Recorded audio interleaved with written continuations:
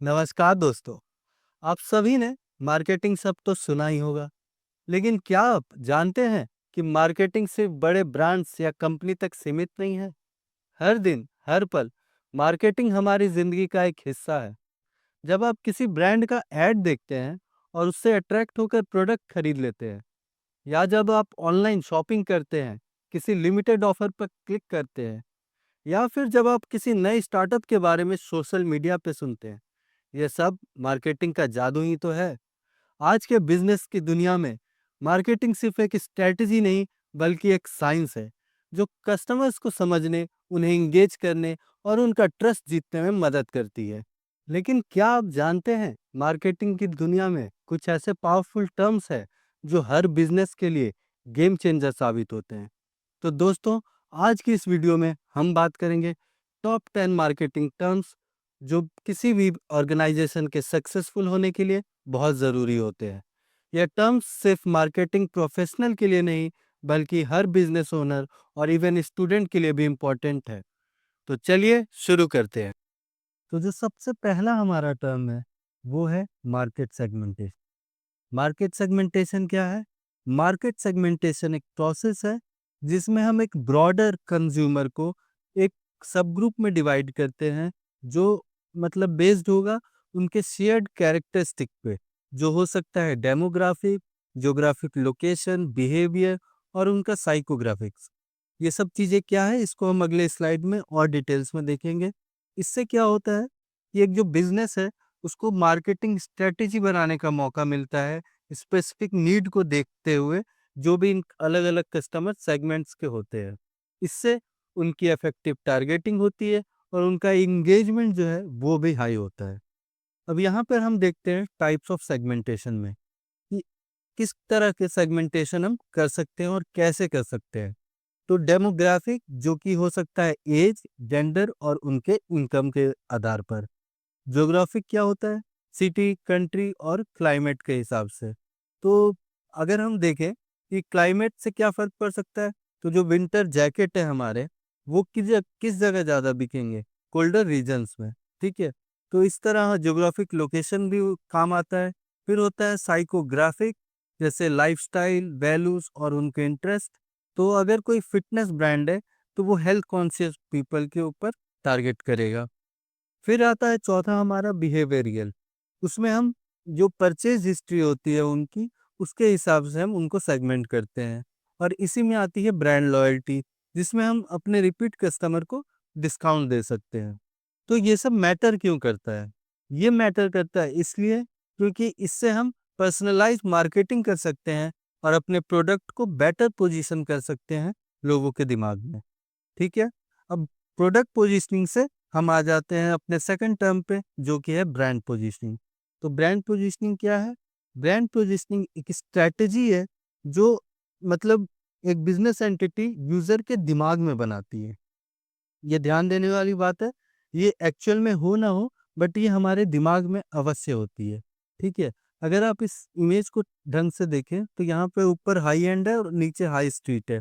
ठीक है, high and में आप देख सकते हैं brand like Gucci, Balenciaga, Chanel, Dior, Louis Vuitton. और नीचे आप देख सकते हैं ज़ारा, अर्बन आउटफिटर्स, मैंगो। तो ये सब क्या है, आपके दिमाग में है। ठीक है, कि डियोर, शनेल ये सब हाई एंड है। ठीक है, ऑफ कोर्स इनका कॉस्टिंग भी मैटर करता है, बट ये कॉस्टिंग किस आधार पे हुआ? ये जब आपके दिमाग में उस ब्रांड का पोजीशन बन गया, उस आधार पे हुआ। अगर आप उसको उतने महंगे पे खरीदते ही नहीं, तो ये उतने महंगे पर बेचते ही नहीं। ठीक है, तो ये इन्होंने स्ट्रैटेजी के हिसाब से अपने आप को पोजीशन किया है। अब इससे फायदा क्या होता है कि जो ब्रांड पोजीशनिंग है उससे वो आपसे एक स्ट्रॉन्ग इमोशनल कनेक्शन बना लेते हैं। ठीक है, और इससे ब्रांड लॉयल्टी भी बढ़ती है। अब अगर हम एग्जाम्पल पे आए तो देख सकते हैं एप्पल और टेस्ला। मैंने एप्पल और टेस्ला क्यों लिया है? क्योंकि ये बहुत ही अच्छे एग्जाम्पल हैं ब्रांड पोजीशनिंग के लिए। एप्पल को अगर आप देखें तो वो एक प्रीमियम, इनोवेटिव और यूजर फ्रेंडली मैं इसलिए कह रहा हूँ क्योंकि अगर आप ध्यान दें, अभी कुछ दिन पहले यूके और यूरोपियन कंट्री में एप्पल को अपना जो मतलब प्राइवेसी फीचर था उसको थोड़ा सा रोल बैक करना पड़ा। और इससे क्या हुआ, लोगों के दिमाग में एक चीज बैठी कि मतलब जो एप्पल है वो हमारे प्राइवेसी के बारे में बहुत सोचती है, और गवर्नमेंट हमारा डेटा लेना चाहती है, जो कि कितना सही है कितना गलत ये आपके ऊपर है, ठीक है।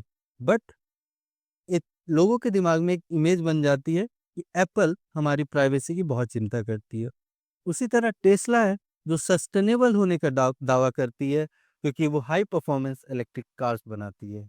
अब इसमें मैं दावा क्यों कर रहा हूँ, क्योंकि इलेक्ट्रिक कार्स आज के डेट में भी चलती है इलेक्ट्रिक पे, और वो बनती किससे है? कई बार कोल से, ठीक है, और कई बार ऐसे ही चीज़ों से जो हमारे पर्यावरण के लिए उस तरह से न ना लाभदायक है बल्कि उल्टा हानिकारक है।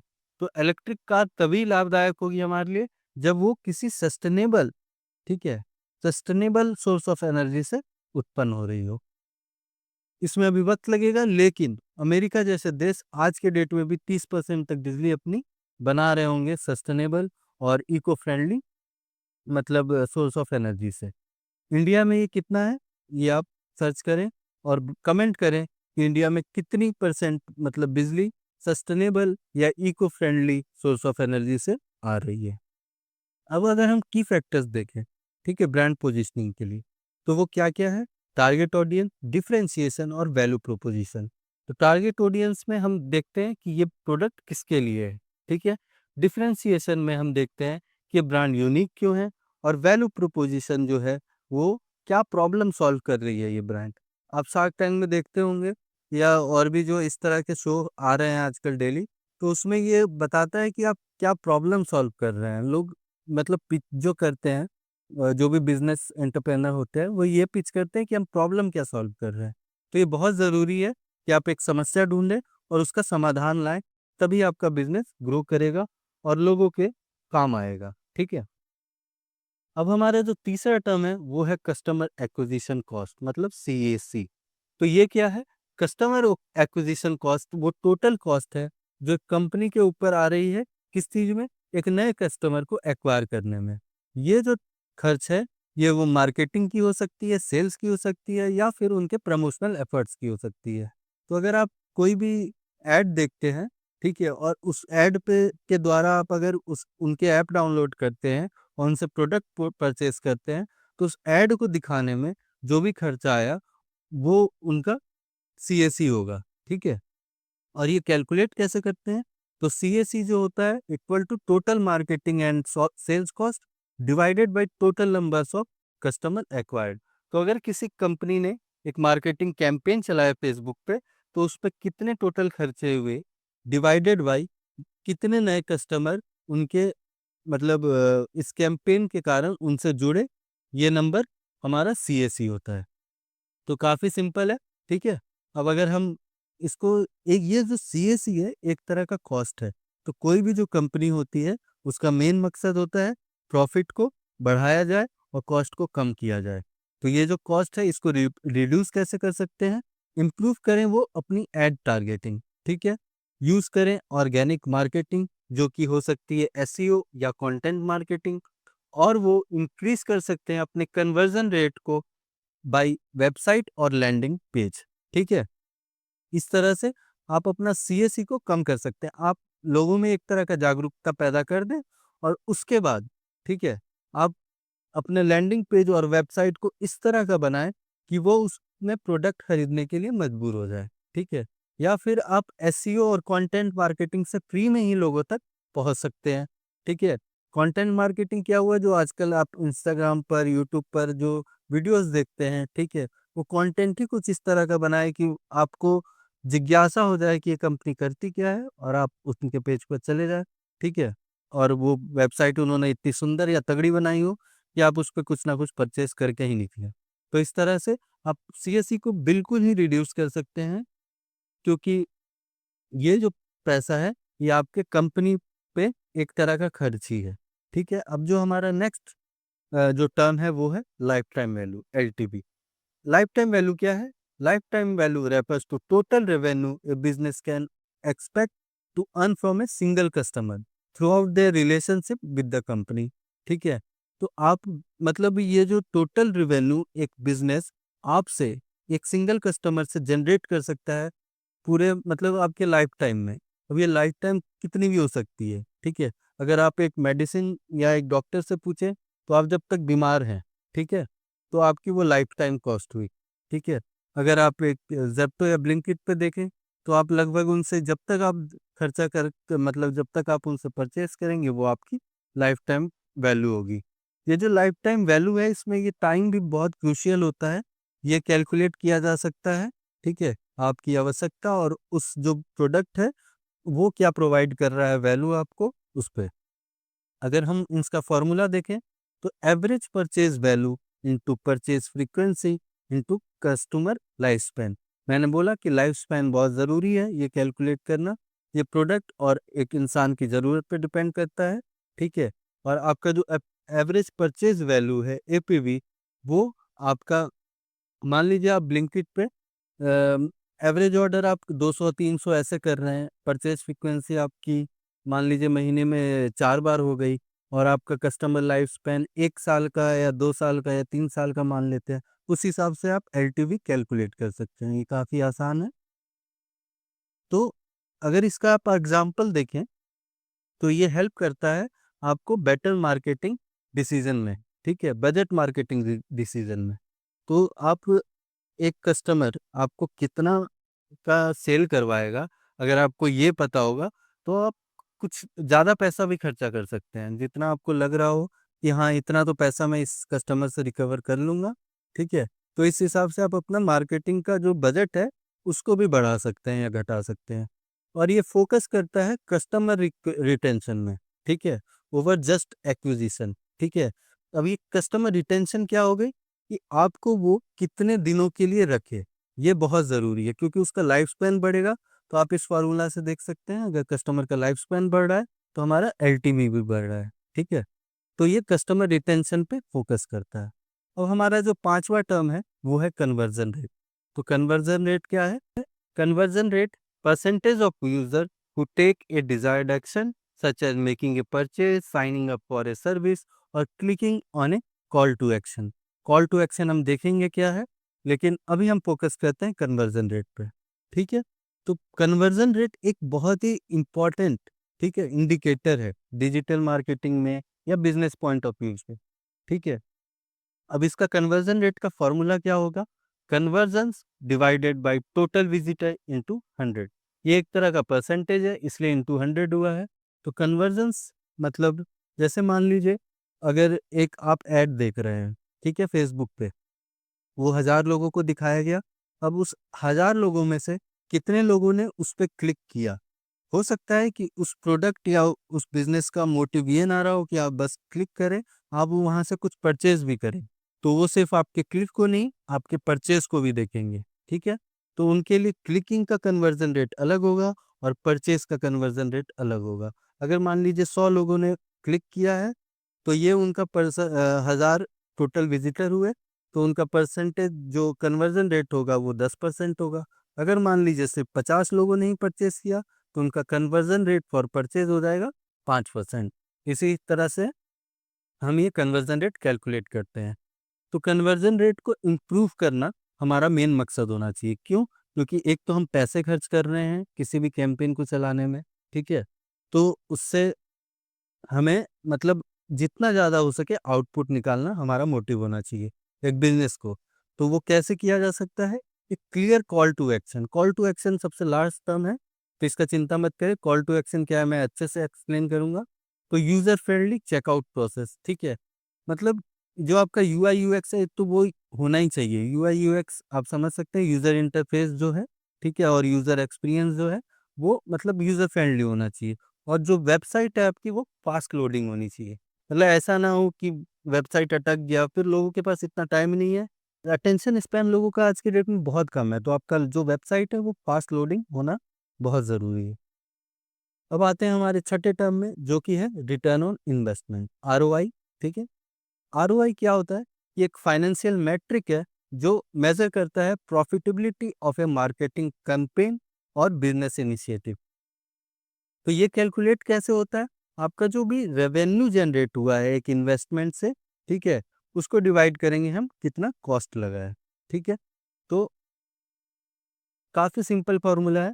तो आप क्या करेंगे? आपका जो रिवेन्यू है एक कैंपेन का, उसको माइनस कर देंगे कैंपेन कॉस्ट से। ठीक है, आपके कितने मतलब आपकी कितनी आमदनी आमदनी हुई उस कैंपेन से, और फिर आपका उस कैंपेन को चलाने का कितना खर्चा था, और उसको डिवाइड कर देंगे हम कैंपेन से और इनटू कर देंगे 100 से। ठीक है, काफ़ी सिंपल फॉर्मूला है, इसको देख के घबराना नहीं है।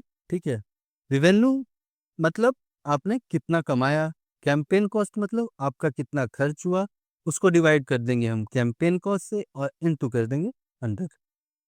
अब इसका एग्जाम्पल अगर हम देखें तो इससे क्या फायदा हो रहा है, help business to measure marketing effectiveness. तो इससे जो भी बिजनेस है, ठीक है, मतलब बिजनेस को चाहिए टेंजिबल, मतलब टेंजिबल होता है जिसको देखा जा सके। ठीक है, तो उनको टेंजिबल मैट्रिक्सेस चाहिए होते हैं। ठीक है, मैट्रिक्स क्या होती है, जो भी चीज को मेजर किया जा सके। तो टेंजिबल है एक, मतलब आरओआई है, हमने देखा किस तरह से हम फॉर्मूला से निकाल सकते हैं। तो इस तरह से हम अपने जो भी मार्केटिंग इनिशिएटिव है, ठीक है, उनको हम मेजर कर सकते हैं। ठीक है, अब ये स्मार्ट बजट एलोकेशन में भी हमारी हेल्प करता है। ठीक है, हम अपना बजट को स्मार्टली यूज कर सकते हैं अगर हमको पता है कि हमको उससे कितना आरओआई आ रहा है ना। तो आरओआई एक्सप्लेन हो गया पूरा अच्छे से। अब हम आते हैं लीड जनरेशन पे। तो लीड जनरेशन क्या है, लीड जनरेशन एक प्रोसेस है, ठीक है, attracting and capturing potential customers. Customers को यहाँ लीड बोला गया है, तो कस्टमर जनरेशन, ठीक है, वो shows interest in a product और service. It shows It involves various marketing techniques such as content marketing, social media advertising and email campaigns। ठीक है, अब आते हैं हम कॉमन लीड जनरेशन स्ट्रेटेजी पे। तो लीड जनरेशन मतलब कस्टमर जनरेशन। कंटेंट मार्केटिंग है, वो आज के डेट में काफ़ी चल रहा है। आप एक वीडियो देखते हैं, वो आप फ्री में देखते हैं, एक व्लॉग या ई बुक पढ़ते हैं कई बार, वो एक फ्री में आप मतलब कस्टमर देख रहा है। लेकिन बिजनेस को अगर उससे काफ़ी फायदा होता है अगर कोई कस्टमर उससे परचेज कर ले। उसी तरह से ईमेल मार्केटिंग, वेबिनार, आज के डेट में आपका ईमेल इसी तरह के मतलब मार्केटिंग कैंपेन से, वेबिनार से भरा रहता है। ठीक है, तो ये एक्चुअल में लीड जनरेशन स्ट्रेटेजी है। उसी तरह सोशल मीडिया एड्स होता है। कई बार आप देखते होंगे कोई आपका फेवरेट इन्फ्लुएंसर किसी प्रोडक्ट को बेच रहा है, तो वो भी एक तरह का लीड जनरेशन स्ट्रेटेजी है। जो हमारा अगला टर्म आता है वो है सेल्स फनल। तो सबसे पहले मैं आपको एक सेल्स फनल दिखा देता हूँ एक्चुअल में कैसा दिखता है। ये है हमारा सेल्स फनल। ठीक है, अब हम इसका डेफिनेशन को अगर देखें तो सेल्स फनल एक विजुअल रिप्रेजेंटेशन है जर्नी का। किसके जर्नी का, जो पोटेंशियल कस्टमर होते हैं। ठीक है, अब ये कहाँ क्या जर्नी है उनका, एक इनिशियल स्टेज होता है, ठीक है, जहाँ पर आपको प्रोडक्ट के बारे में अवेयर किया जा रहा है। ठीक है, उसके बाद फिर अलग-अलग स्टेजेस होते हैं, आप पहले उनके वेबसाइट पे जाते हैं, ठीक है? फिर आप प्रोडक्ट को देखते हैं, फिर आप प्रोडक्ट पे क्लिक करते हैं या उसे ऐड टू कार्ट करते हैं, फिर उसके बाद या तो परचेज़ करते हैं या बिना परचेज़ किए निकल जाते हैं। तो इस तरह से वो हर स्टेजेस को फ़नल में डिवाइड कर देते हैं कि लोग कहाँ तक पहुँचे और उन्होंने कहाँ वेबसाइट को एग्ज़िट किया। अगर परचेज़ करा दिया, तो उनका सेल्स फ़नल कंप्लीट हो जाता है। तो इसी तरह स्टेजेस आप देख सकते हैं, मैंने जैसा कहा, awareness, customer learns about the product, फिर वो इंटरेस्ट दिखाते हैं कि वो थोड़ा-सा और रिसर्च करते हैं उसके बारे में, प्रोडक्ट के बारे में, फिर वो अपना डिसीज़न बनाते हैं। कैसे बनाते हैं? वो और भी ऑप्शन जो हैं वो कंपेयर करते हैं, देखते हैं, फिर वो लास्ट में एक्शन लेते हैं, वो परचेज़ कर लेते हैं। तो यहाँ पे अगर आप देखें तो ये व्यूज़ का है, इस पहले कितने लोगों ने व्यू किया, तो वो 900 लोगों ने किया जैसे इस एग्ज़ाम्पल में, फिर 350 लोगों ने अपने कार्ट में ऐड ऐड किया, फिर यहाँ पे 200 लोगों ने मतलब उसको खरीदने का कोशिश भी किया, फिर 120 लोगों ने पेमेंट कर दिया और ऑर्डर कन्फर्म 80 लोगों का हुआ। तो इससे हमें मतलब काफ़ी शानदार तरीके से एक ग्राफ़िक्स के ज़रिए ये समझ आता है कि लोग कहाँ तक पहुँचे, कहाँ हमारे, अगर मान लीजिए कि कुछ लोग ऐड टू कार्ट ही करके मतलब बाहर चले जा रहे हैं, ठीक है, हमारा प्रोडक्ट नहीं खरीद रहे हैं, तो फिर हम उन लोगों को कॉल करके बोल सकते हैं, आपको कई बार कॉल आते होंगे, है ना, मिंत्रा या कहीं से, या आपने कार्ट में ऐड कर रखा है, आपने परचेज़ नहीं किया है, ठीक है। कई मान लीजिए पेमेंट और ऑर्डर कंफर्म्ड के बीच में 40 का अंतर है, ठीक है। तो आप उनसे पूछ सकते हैं कि सर आपका क्या हुआ? आपने ऑर्डर कंफर्म क्यों नहीं किया? तो इस तरह से ये जो सेल्स फनल है, ये काफ़ी मतलब डिटेल प्रोवाइड करता है किसी भी बिज़नेस के लिए कि लोग परचेज़ कर रहे हैं, नहीं कर रहे हैं, क्यों नहीं कर रहे हैं? इस तरह से आप अपने कस्टमर को समझ सकते हैं। अब जो हमारा अगला टर्म आता है वो है कस्टमर रिटेंशन। तो कस्टमर रिटेंशन क्या है? ये रेफ़र करता है ability of a business to keep its existing customer engage and loyal over time. अब इतने सारे वेबसाइट है आज के डेट में, इतने सारे आपके पास ऑप्शन है ना? आप किसी भी बिज़नेस के प्रति लॉयल क्यों रहेंगे, है ना? तो ये डिसाइड होता है उस बिज़नेस की कस्टमर रिटेंशन एबिलिटी से। वो कैसे आपको अपने से जोड़ा रख सकता है, ठीक है? अब स्ट्रैटेजी क्या-क्या होती है कस्टमर रिटेंशन के लिए? तो लॉयल्टी प्रोग्राम्स होते हैं, डिस्काउंट होते हैं। कई बार आपको मतलब डिस्काउंट मिल जाते होंगे, ठीक है? क्योंकि आपने 2 बार परचेज़ कर लिया, 3 बार परचेज़ कर लिया, ठीक है? अब आजकल एक नया टर्म निकला है लॉयल्टी टैक्स, ठीक है? ये क्या हो रहा है कि अगर आप किसी ब्रांड से ज़्यादा मतलब एंगेज्ड हो रखे हैं और कई ज़्यादा परचेज़ कर रहे हैं, तो कई बार आपको हायर कॉस्टली दिखा देता है, ठीक है? सामान आपको कॉस्टली दिखाएगा और आपसे ज़्यादा पैसे वसूल लेगा।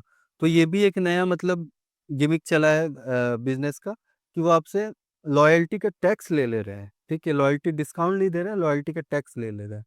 तो थोड़ा सावधान रखना है आप बीच-बीच में अपना ज़रूरी नहीं है आप पैसे लगा रहे हैं, आप लॉयल रहिए, आप बीच-बीच में अपना देखते रहिए, आपके पास क्या ऑप्शन है, एक समझदार कस्टमर बनिए। उसके बाद आता है एक्सीलेंट कस्टमर सर्विस। अब आपने एक प्रोडक्ट तो बेच दिया, लेकिन उसके बाद आपको कस्टमर सर्विस भी देनी है, ठीक है? आप अगर उनकी कोई प्रॉब्लम है, उसका रिज़ॉल्व कीजिए, रिज़ॉल्यूशन कीजिए, है ना? इससे ना सिर्फ़ उनकी लॉयल्टी बनती है, बल्कि आप उनको लंबे समय तक अपने साथ रिटेन भी कर पाएँगे। क्योंकि अगर किसी भी इंसान को ये लगता है कि हाँ, मेरी सुनी जाएगी इस ब्रांड के द्वारा, तो वो आपसे लंबे समय तक परचेज़ करेगा।